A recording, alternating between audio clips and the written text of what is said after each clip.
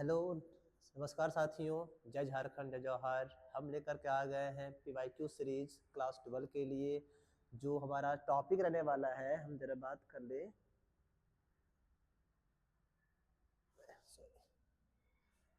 Human reproduction के बारे में बात करेंगे, है कि नहीं। वो सवाल का बात करने वाले हम लोग जो सवाल पिछले 2014 से लेकर 2025 तक आ रहा है। और इस चैप्टर से, ये कह लो, इस टॉपिक से जो क्वेश्चन है वो हर साल ही पूछता है। और इससे जो क्वेश्चन है ऑब्जेक्टिव भी बन जाता है और सब्जेक्टिव बन जाता है कि नहीं। और इस क्वेश्चन के बारे में हम जरा बात कर लेते हैं कि ये सवाल का जवाब याद करना काफी ईजी होता है, क्योंकि अगर बच्चे ध्यान से पढ़ लेते हैं ना तो इनके सवाल छूटते नहीं है, गलती होने के चांस बहुत कम होते हैं। तो हम टाइम वेस्ट नहीं करते हुए क्या करते हैं, सवाल की ओर बढ़ते हैं। ठीक है। हाँ, पहला सवाल क्या है। Human chorionic gonadotropin HCG is secreted by. ये कब होता है कि नहीं, हम जरा बात कर लेते हैं कि ये सिक्रेट जो करता है ये होता है प्लासेंटा के द्वारा। किसके द्वारा होता है ये? प्लासेंटा के द्वारा होता है। ठीक है ना, जरा याद कर ले, प्लासेंटा के द्वारा। याद करो ये कब होता है, जब हमारा फर्टिलाइज्ड एग यानी कि जायगोट इम्प्लांट होता है इंडोमेट्रियम में ना, उसी टाइम क्या होता है, हमारा प्लासेंटा बन जाता है। और प्लासेंटा क्या करता है, HCG को सिक्रेट करता है। क्यों करता है? ताकि जो हमारा प्रोजेनी है उसके नरिशमेंट के लिए। ठीक है ना। चलो, हम ज्यादा टाइम वेस्ट नहीं करेंगे, हम चलते हैं अगले सवाल की ओर। यहाँ पे क्या लिखा रहा है अगला सवाल में, just after implantation which cell of blastocyst differentiate into endoderm and ectoderm and endoderm, कि नहीं, ये क्या रहा है, अलग अलग हो रहा है। तो याद रहे वो सेल कौन सा होता है, तो वो जो सेल होता है हमारा ना, इनर मास सेल होता है, जो क्या होता है, डिफरेंशिएट होता है एक्टो एंड इंडोडर्म में। ठीक है ना। सवाल याद करना बहुत मुश्किल नहीं है, तो हम इसको क्या करेंगे और हम चलते हैं अगले सवाल की ओर। ठीक है। अगला सवाल क्या बन रहा है हमारा, सेकेंडरी। अच्छा, एक बात हम बताना भूल गए, वो जो सवाल आया ना, देख लो ध्यान से, 2024 में आया था। और वो सवाल जो है पिछले साल का है, 2025 में आया वो सवाल है। ठीक है ना। तो सवाल बहुत डिफरेंस में नहीं पूछ रहा, आसपास के वही के उसी टॉपिक के सवाल है। अगला सवाल देखो, 2024 में दो सवाल किया गया था इसी चैप्टर से। वो चैप्टर क्या है, देखो ध्यान से, सवाल क्या है, सेकेंडरी स्पर्मेटोसाइट आर क्या होता है वो, हैप्लॉइड, डिप्लॉइड, ट्रिप्लॉइड या फिर टेट्राप्लॉइड। तो याद रहे यहाँ पे होता है सेल का मियोसिस। उसमें क्या होता है ना, हमारा सेल का जो नंबर ऑफ क्रोमोसोम होता है ना वो हाफ हो जाता है, याद होगा तुम। तो टोटल नंबर ऑफ क्रोमोसोम होता है 46। अगर ये हमारा हैप्लॉइड हो चुका है तो कितना बचेगा इसमें, 23 बचेगा, है कि नहीं। तो ध्यान रहे वो क्या होता है, हमारा हैप्लॉइड हो जाता है। ठीक है। हम चलते हैं अगले सवाल की ओर। अगला सवाल क्या है, eight which stage does oogenesis start in human female. मतलब की बात ये कह रहा है कि oogenesis का जो प्रोसेस है, जो प्रक्रिया होता है फीमेल के अंदर, वो शुरू कब से होता है। पहले ये बता दें ये oogenesis होता क्या है।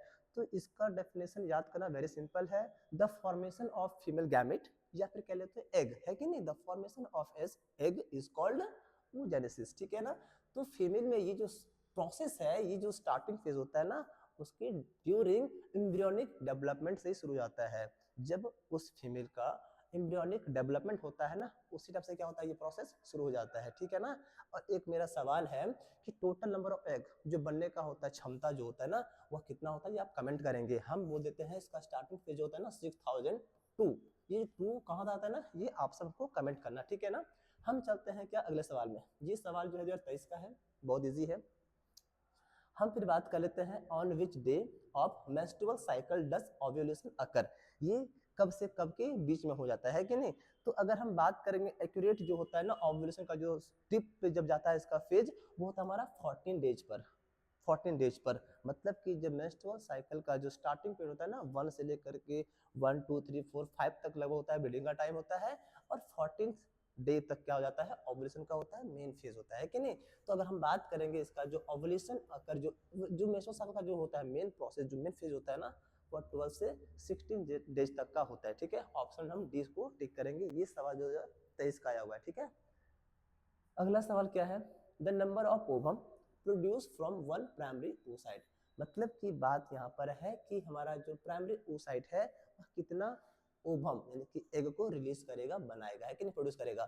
तो सिर्फ 1, ओनली 1 होता है। ठीक है ना। मेल में कितना होता है हम देखते हैं अगले सवाल में, है वो, है कि नहीं, मेल में कितना होता है। आगे सवाल क्या आ जाता है, ये सवाल 2023 का हमारा है, देख लिया जाए। एक सवाल क्या है, Sertoli cell are present in. Sertoli cell किसमें होता है, ऑप्शन हमारा क्या है, टेस्टिस है, ओवरी है, यूटेरस है और लंग्स है। तो पहली बात हम एक जरा याद कर लेते हैं, हम जो टॉपिक पढ़ रहे हैं ना वो ह्यूमन रिप्रोडक्शन के बारे में पढ़ रहे हैं ना, तो लंग्स तो बिल्कुल नहीं होगा, है कि नहीं। तो हम सीधा सवाल पे आते हैं, जवाब पे आते हैं, मतलब की बात ये है। तो हमारा जो ऑप्शन होने वाला है वो ए होने वाला है, टेस्टिस। याद रहे टेस्टिस के अंदर जो होता है ना सेमिनिफेरस ट्यूबुल्स जो होता है ना, उसी के अंदर क्या होता है हमारा सर्टोली होता है, सर्टोली सेल होता है। ये करता क्या है, स्पर्म के नरिशमेंट के लिए कह लेते हैं कि समझ लो कि एंजाइम प्रोवाइड करता है कि नहीं। वो हमारा क्या होता है टेस्टिस के अंदर क्या होता है सर्टोली सेल, और ये इसके अंदर होता है सेमिनिफेरस ट्यूबुल्स के अंदर होता है, ठीक है। चलो हम चलते हैं अगले सवाल की ओर। अगला सवाल जो है acrosome of sperm is found in which of the following part, मतलब कि स्पर्म का अगर हम बात करें, थोड़ा सा डायग्राम आते हैं, रफ डायग्राम, ये रफ डायग्राम नहीं, रफ डायग्राम बनाते हैं। तो स्पर्म का अगर हम बात करें कि एक्रोसोम जो होता है वो कहाँ होता है, तो जो बच्चे अगर डायग्राम देख भी लिए होंगे ना तो उनको याद करना काफी मुश्किल नहीं होगा। ये हमारे मतलब स्पर्म के हेड पे होता है, ठीक है ना, स्पर्म के हेड पे होता है। ऑप्शन सी हो जाएगा, है कि नहीं हमारा। Which of the following part, which of the following is not a part of Fallopian tube, Fallopian tube का पार्ट इसमें से कौन सा नहीं होगा। तो फॉलोपियन ट्यूब जैसा दिखता कैसा है,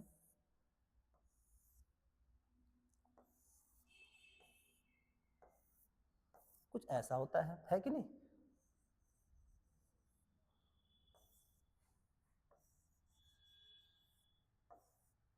ठीक है, ये ओवरीज है। ये जो फिंगर लाइक होता है ना, इसे बोलते हैं हम लोग क्या, इन्फंडिबुलम, है कि नहीं। ये इन्फंडिबुलम हो गया, तो ये हमारा पार्ट तो है। यहाँ पे क्या होता है हमारा एम्पुला होता है, एम्पुला यहाँ पे होता है, ये होता है इन्फंडिबुलम। और यहाँ पे थोड़ा नैरो स्पेस होता है जिसे हम क्या कहते हैं इस्थमस कहते हैं। मतलब कि ये पार्ट तो हमारा फॉलोपियन ट्यूब क्या है, सर्विक्स जो होता है ना, वह इस जगह बोलते हैं सर्विक्स, है कि नहीं। मतलब सर्विक्स जो है हमारा फॉलोपियन ट्यूब का पार्ट नहीं है। ऑप्शन ए हमारा हो जाएगा, ठीक है ना। हम चलते हैं अगले सवाल की ओर। अगला सवाल जो है what is the function of placenta, placenta का काम क्या होता है, ठीक है ना। प्लासेंटा वो कनेक्शन होता है जो एक बेबी को मदर से जोड़ के रखता है, ठीक है ना।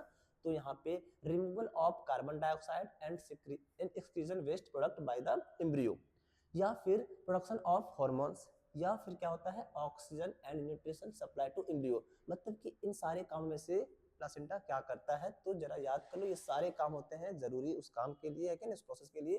तो प्लासेंटा क्या करता है, ये सारे प्रोसेस को फॉलो करता है। ऑप्शन क्या हो जाएगा, ऑल ऑफ द दिस, है कि नहीं। अगला जो हमारा सवाल है, after ovulation are graafian follicle transform into, मतलब ग्राफिन फॉलिकल मतलब कि अगर हम बात करेंगे जो ओवरी जो होता है ना, ऐसा जो ओवरी होता है ना, यहाँ पे बने होते हैं प्राइमरी फॉलिकल, है कि नहीं, ऐसे करके। तो हम ध्यान देंगे यहाँ पे बनता है हमारा क्या, ये हमारा ग्राफिन फॉलिकल जो है ये यहाँ पे बन जाता है। तो इसके अंदर से निकल जाता है एग, तो जो बच रह जाता है ना, जो बच के, उसे क्या बोलते हैं, उसे बोलते हैं कॉर्पस लूटियम। क्या बोलते हैं, कॉर्पस लूटियम। मतलब कि ग्राफियन फॉलिकल्स जो ट्रांसफॉर्म हो चुका है, जो बदल चुका है, जो बन चुका है, उसे क्या बोलते हैं हम लोग, कॉर्पस लूटियम बोलते हैं। ये डायग्राम को देखने से क्या होता है, हमको आंसर याद हो जाता है कि नहीं। हम चलते हैं अगले सवाल की ओर। अगला सवाल जो है how many sperm are produce from a single spermatogonium. हम पहले बात कर चुके थे ना, ये सवाल है, ये सवाल दो बार पूछा है सवाल एग्जाम में, ये सवाल जो है दो बार 20 और 15 में आ चुका है। संभावना है कि 26 में भी आ जाए, जो भी है कि नहीं। तो हम जरा देख लेते हैं इसका आंसर क्या होने वाला है। तो हम अगर बात करेंगे ना, तो इसका जो आंसर है वो बहुत ही इजी है, क्योंकि यहाँ पे हम अगर एक प्रोसेस होता है, याद है सेल डिवाइड का होता है माइटोसिस मियोसिस। तो उसमें होता है क्या है ना कि जितने भी रिप्रोडक्शन सेल जो होते हैं उसमें होता है मियोसिस, 1 सेल से 2 होता है, 2 से 4 होता है कि नहीं। जिन बच्चों को क्लास 11 का ये प्रोसेस याद होगा ना मियोसिस के बारे में, उसको याद करना काफी मुश्किल नहीं है। तो याद रखना, एक स्पर्मेटोगोनियम जो है वह 4 सेल को रिलीज करता है, 4 स्पर्म को रिलीज करता है, बनाता है, ठीक है। अगला सवाल ये है Leydig cell are present in, ये कहाँ होता है, ये भी कहाँ होता है, टेस्टिस में ही होता है, ठीक है ना। चलो आगे हम बात करते हैं, सवाल हमारा जो ये है corpus luteum, corpus luteum secrete करता है, क्या बनाता है, याद है वहां पे जो बच के रह गया था कॉर्पस ल्यूटियम जो था हमारा, है कि नहीं। हम इसके बाद हम क्या बात करेंगे कि ये रिलीज क्या कर रहा है, क्या सिक्रीट करता है। तो जरा बताओ, इंसुलिन होगा क्या, इंसुलिन कहाँ से बनता है, पेनक्रियास से बनता है, पेप्सिन स्टमक में बनता है, सलाइवा माउथ में बनता है। तो ऑप्शन तो मतलब अगर बच्चे को नहीं थोड़ा बहुत पता होता है ना, ये टिक करने में बहुत ज्यादा मुश्किल नहीं लगेगा उसको, है कि नहीं।